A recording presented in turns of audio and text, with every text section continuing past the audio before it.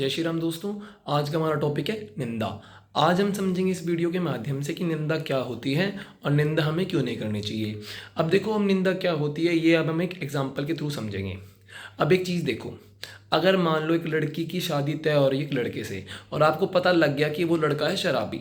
अब आप उस लड़की को ये बताओ कि वो लड़का शराबी है, तो क्या वो निंदा है क्या? नहीं। असली में निंदा का मतलब ये होता है कि किसी की पीठ पीछे बुराई करना। अब हमारे दिमाग में आया कि भाई वो निंदा हो भी सकती है कि नहीं हो सकती। अब देखो, सबसे पहले तो ये डिपेंड करता है कि आप अपने अंदर से क्या करना चाह रहे हो। अगर आप ये चाह रहे हो कि मैं उस लड़की को बताकर उसका जीवन खराब ना हो इसलिए उसको बता रहा हूँ, तो देखो वो आपका पुण्य गिना जाएगा, वो निंदा नहीं है। लेकिन अगर आप उस लड़की को ये इसलिए बताओगे कि उस लड़के की क्रेडिबिलिटी उस लड़की के मन में गिर जाए, तो वो निंदा है। अब देखो, निंदा करने से क्या होता है, जिस इंसान की निंदा हो रही होती है उसके पाप नष्ट हो जाते हैं, और जो निंदा कर रहा होता है वो पाप निंदा करने वाले के सर पर चढ़ जाते हैं। निंदा जिसकी हो रही हो उसके पाप नष्ट हो जाते हैं, और जो निंदा कर रहा होता है उसके ऊपर वो पाप चले जाते हैं। तो हम निंदा को एक साखे के थ्रू प्रॉपर समझेंगे। अब देखो, एक समय की बात है, राजा अजय वो अपने घोड़े के अस्तबल में खड़ा था।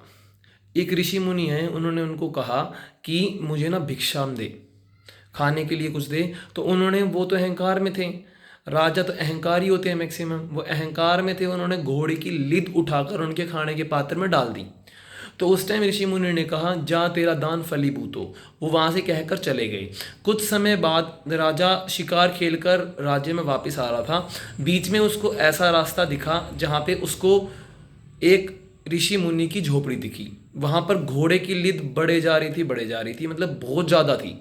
तो उसके दिमाग में आया, भाई यहाँ पे तो कोई घोड़े वगैरह है भी नहीं, बट यहाँ पे घोड़े की लिद इतनी ज़्यादा कैसी है।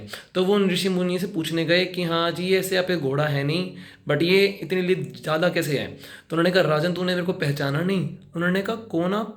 उन्होंने कहा, मैं वही जिसके तूने घोड़े की लिद दी थी, याद आ गया? उन्होंने कहा, हाँ याद आ गया कि हाँ मैंने वो घोड़े की लिद दी थी। उन्होंने कहा, बेटा ये तेरा ही दिया हुआ दान है जो फलीभूत हो रहा है, तेरे को यमदूत आगे चलकर ये मार मार कर खिलाएंगे। राजा ने उन ऋषि मुनि से माफ़ी मांगी कि मेरे को माफ़ कर दो, मैं उस टाइम मेरा दिमाग कहीं और था, मैंने भूले चूक के दे दी। तो ऋषि मुनि ने कहा, देखो कुछ नहीं हो सकता, तेरे को खाना पड़ेगा। तब अजय राजा बहुत फूट फूट कर रोने लगा, उसने कहा, मेरे को माफ़ कर दो, प्लीज़ माफ़ कर दो। तब उन ऋषि मुनि जो देखो दयालु होते ही हैं, तो उन्होंने ये कहा कि देख, एक इसका हल तो है, पर शायद तू कर नहीं पाएगा। देख, पता क्या कर, अपने करवा निंदा, झूठी निंदा। झूठी निंदा का मतलब ये होता है जो तूने पाप ना किया हो और लोग तेरी बुराई करें। तो राजा ने कहा ठीक है। राजा ने ये सोचा कि देखो, मेरे राज्य में कोठा है, मैं उसमें चला जाऊंगा, लेकिन मैं पाप नहीं करूंगा, और वहां से रात को ऐसे बाहर आऊंगा सुबह कि लोगों को लगेगा मैं पाप कर कर बाहर आया हूँ। तो ऐसे ही राजा ने किया। वो रात को कोठे के बाहर बैठ जाता था और सुबह कोठे से ऐसे बाहर आता था कि लोगों को ये लगे कि भाई वो तो पाप कर कर आया है। तो लोग कहते थे, देखो राजा कितना खुद को ऐसे कहता था, ऐसे कहता था, कितना पापी है, नशेड़ी है, ये तो कोठे में जाकर ऐसे करता है, वैसे करता है। तो कुछ दिनों के बाद वो ऋषि मुनि जी के पास गए। तो उन्होंने देखा कि एक लिद पड़ी हुई है, बाकी सारे लिद का पहाड़ खत्म हो गया। तो उन्होंने कहा, देखो ये लिद का पहाड़ खत्म तो हो गया, ये गया कहाँ? उन्होंने कहा, ये लिद का पहाड़ वहाँ गया जिन्होंने तेरी निंदा की, उनको निंदा से कोई मतलब नहीं था। अब यमदूत उनको मार मार कर ही खिलाएंगे। तो उन्होंने कहा, देखो ये एक लिद क्यों रह गई? उन्होंने कहा, देख ये लिद तो तेरे को खानी पड़ेगी चाहे कुछ भी हो, बिकॉज बीज कभी नाश नहीं होता किसी भी चीज़ का। तो अब वो अजय राजा खा रहा है और वो रो रहा है।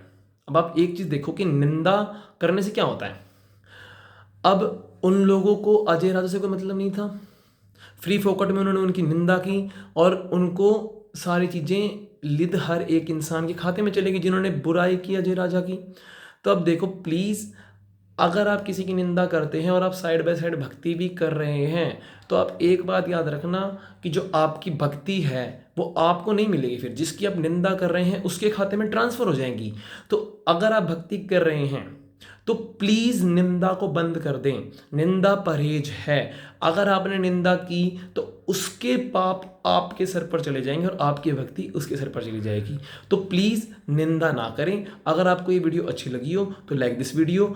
अगर आप इस चैनल पे नए हैं तो सब्सक्राइब टू दिस चैनल। आगे आने वाली वीडियोज़ का मिस ना करें, तो इसलिए आप बेल नोटिफिकेशन दबा लेना। जय श्री राम।